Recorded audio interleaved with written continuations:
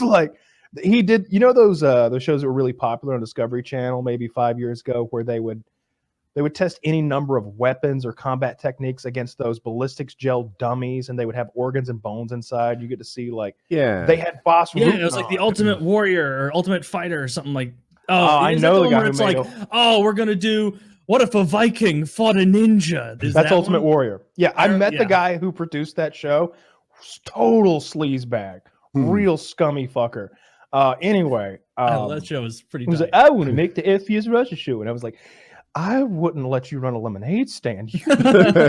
Your fingernails are dirty, and you just told me a lie about why you were late that involved a shooting. Nobody believes that. So he and he was not the kind of, he did not look heroic. So, but they had Boss Rutan on one of those shows, and he did a palm strike to the liver, and they had an actual, might have been a calf's liver or something, inside ballistics gel, and he ruptured the fucking liver with the palm strike. It was pretty cool. That is cool. I remember that show, and they put on such an air of, we're real scientists solving real problems, and we're using data to dig into the past and see who wins the fight. And they'd be like, one was like, today we got Spartan warrior versus ninja. And like at the time, I was like watching this, being like, this is pretty fucking cool. This is probably like 12 years ago the show's on. And the data, the hard data they would get, they'd be like, all right, so we brought this guy in from fucking Sacramento, and he loves ninjas, and he's gonna throw a shuriken at a pig bladder hanging over something, and then they'd like do that, and they'd be like, wow, 3 out of 3 hits, perfectly demonstrating how dangerous a ninja is with a shuriken, 100% accuracy. Let me put that into the system. All right, now we have this Spartan guy, a clearly autistic man from the deep south, wearing bronze. Now we're going to let him take his scimitar and smash it into a pig that has a helmet on it and see what kind of damage it does. And they'd be like, oh, we can see right here, that pig's fucked, dude. Let's enter it in here. Let's enter in the data. And then at the end of the episode, they'd be like, all right, now it's time to boot up our algorithm and use computers to see what would happen. And it would be like a guy wearing a fucking month open a year Halloween store outfit of a ninja, and then another guy wearing clearly plastic armor as a 300 guy with his abs painted on. And it'd be like, they're commentating it all serious back in the control room. And yep, like, the control room. Yeah, all right.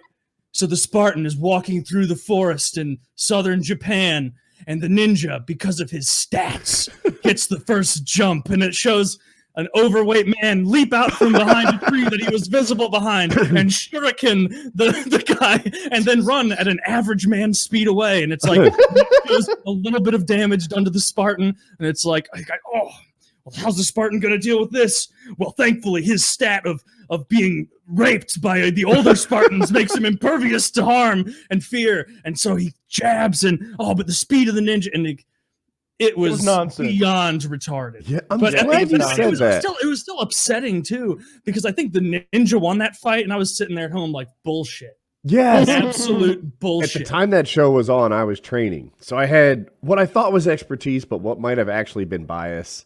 And I was all like, no. Like, clearly the Brazilian Jiu-Jitsu practitioner beats all of these people. Move over, Trojan.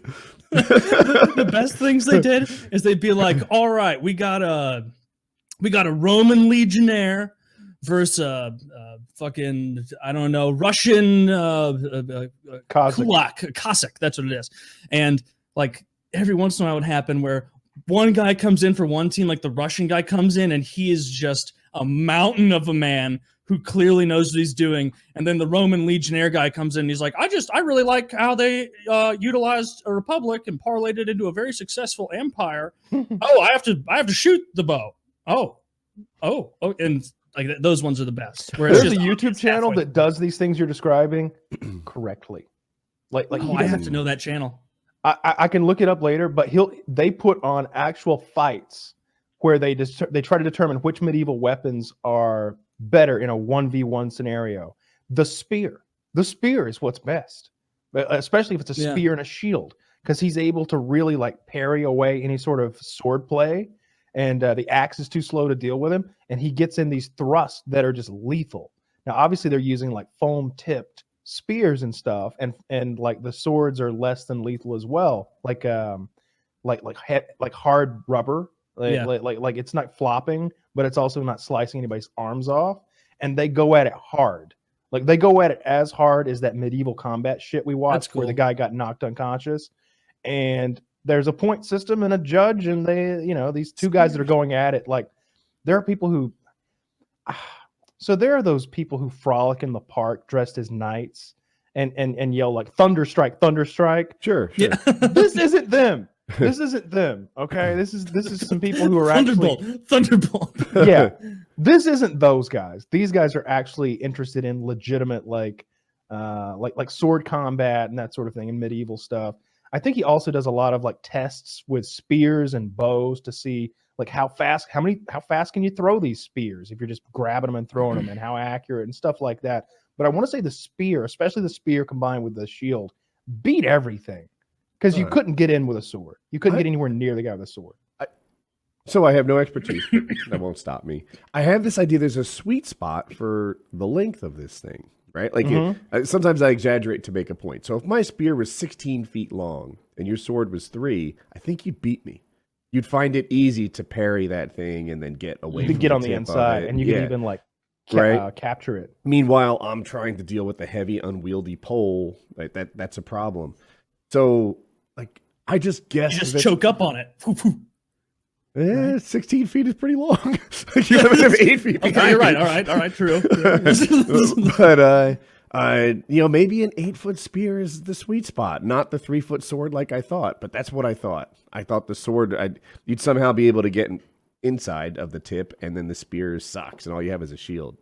So I wish we could watch the video, but just for everybody's, I'll link it here just so you guys can maybe come back to it later, and I'll mention the maker of the creator, the channel.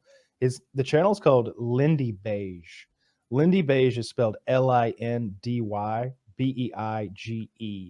Or what I searched to find it again was spear versus sword, and they're in like fencing gear with legitimate fencing equipment, and they're going at it hard, and they seem to know what they're doing. So it's pretty cool to watch, because I don't know how many medieval combat type shows I'm watching. Last Kingdom right now, and they're constantly fighting, sea axes versus long swords, and I'm just like, really? Like, wouldn't the longsword win every fucking time? It's an actual weapon.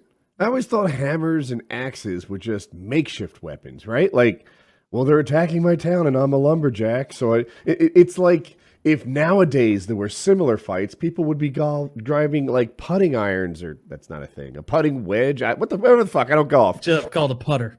A putter. Thank you, Taylor. People would grab a golf club because literally suburban white guys defend their homes with golf clubs. That's just hammers and axes from the old days. They're not weapons. Well, the sea axe was a specific kind of axe. It wasn't like a chopping wood axe. I assumed it was for chopping sea creatures, and it was just for fishing. For severing tentacles that try and invade. From what I've read, it was like the primary weapon of those Viking berserker type guys coming down from Scandinavia. But in any case, I think the whole point is that like you don't have to be all that skilled to just hack somebody up with an axe. And this is a good for hacking. Whereas those swords and stuff look, not only are they really expensive to make, especially back then, but difficult to wield.